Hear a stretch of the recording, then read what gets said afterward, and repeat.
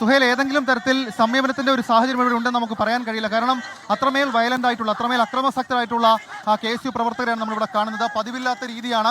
നിയമസഭയിൽ നിന്ന് സെക്രട്ടേറിയറ്റിലേക്ക് സാധാരണ പ്രതിഷേധമൊക്കെ ഉണ്ടാകാറുണ്ട്. പക്ഷേ ഈ രീതിയിൽ സെക്രട്ടേറിയറ്റിലേക്ക് എത്തി പോലീസിനെ കൈകാര്യം ചെയ്യുന്ന തരത്തിലേക്ക് പോലീസും കാര്യങ്ങൾ കടന്നിരിക്കുന്നു. സെക്രട്ടേറിയറ്റിന്റെ മതിലിന് പുറത്തുനിന്ന് പ്രവർത്തകരെ ബലം പ്രയോഗിച്ചതിന് അറസ്റ്റ് ചെയ്യുന്നു. വനിതാ പ്രവർത്തകരടക്കം അവിടെയുണ്ട്. നിയമസഭയിലുള്ളതുപോലെയല്ല, ചെറിയ രീതിയിൽ ലാത്തി ചാർജിനടക്കം സാധ്യത അവിടെ നിലനിൽക്കുന്നു. പ്രവർത്തകരെ അറസ്റ്റ് ചെയ്യുന്ന നടപടിയിൽ പോലീസ് കടക്കുന്നു. ഷഫീദ്, പോലീസിന്റെ രീതിയിൽ പ്രവർത്തനം തുടങ്ങി, പോലീസ് ആക്ഷൻ തുടങ്ങി എന്ന് പറയാൻ പറ്റുമോ ഈ ഘട്ടത്തിൽ?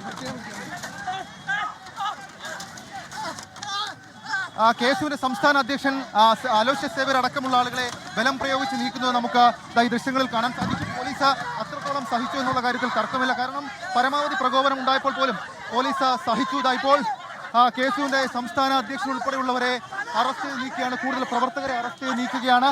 ആ രീതിയിൽ പോലീസ് പ്രൊവോക്കേഷന്റെ മാക്സിമത്തിലേക്ക് എത്തി. പക്ഷേ ടിയർ ഗ്യാസോ മറ്റൊരു കാര്യത്തിലേക്കോ പോയില്ല.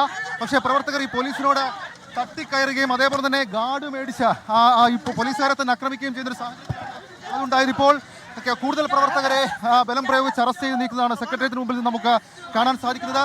ഒരു പക്ഷേ അവരുടെ പ്രതിഷേധം ഏതെങ്കിലും തരത്തിൽ ഈ ഫ്ലക്സ് തകർത്ത് മാത്രമേ പോയിരുന്നുള്ളെങ്കിൽ പോലീസ് ഇത്രയും ആക്ട് ചെയ്യില്ലായിരുന്നു. പക്ഷേ അഭിലാഷ് പോകില്ലായിരുന്നു. പക്ഷേ മാർച്ച് അതിശക്തമായി അവിടെ തുടരുകയാണ്. നിയമസഭയ്ക്ക് മുന്നിൽ 1 മണിക്കൂറോളമായ പ്രതിഷേധം കല്ലടക്കം അറിഞ്ഞ് പോലീസിനെ പ്രകോപിപ്പിച്ചെങ്കിലും അവിടെ നിന്ന് കാര്യമായ രീതിയിൽ പോലീസ് നടപടി ഉണ്ടായില്ല.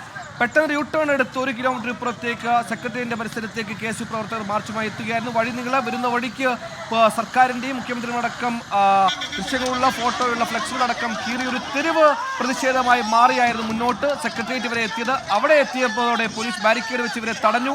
നേരത്തെ നിയമസഭയ്ക്ക് മുന്നിൽ ഇല്ലാത്ത തരത്തിൽ പ്രവർത്തകർ അറസ്റ്റ് ചെയ്യുന്ന പോലീസ് ആക്ഷനിലേക്ക് കടന്നിട്ടുണ്ട്.